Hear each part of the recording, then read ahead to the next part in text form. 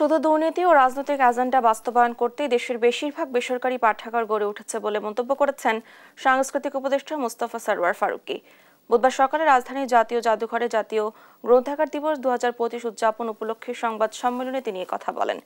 এ সময় তিনি আরও বলেন, আগামী অর্থ বছরের আগে ভুয়া পাঠাগার ছাঁটাই করে আসল পাঠাগারের সংখ্যা ও বাজেট বৃদ্ধি করা হবে।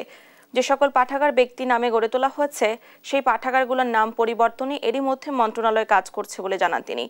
এবছর দিবসের প্রতিপাদ্য নির্ধারণ করা হয়েছে সমৃদ্ধ হোক গ্রন্থাগার, এই আমাদের অঙ্গীকার। আমাদের সরকারি পাঠাগারের বাইরে যে বেসরকারি পাঠাগারগুলো আছে, মহল্লা ভিত্তিক, পাড়া ভিত্তিক, রাইট, এই পাঠাগারগুলোকে কেন্দ্র করে ব্যাপক হারে দুর্নীতি হয়েছে গত 15 বছরে।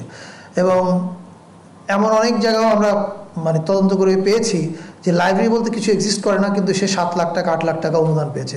ভুয়া পাঠাগার বাদ দিয়ে অ্যাকচুয়াল পাঠাগারগুলো রেখে কমিয়ে আনা, এবং কমিয়ে আনলে সুবিধা যেটা হবে, আমাদের যে টাকাটা আছে সেই টাকাটা আমরা আর একটু বাড়াবো।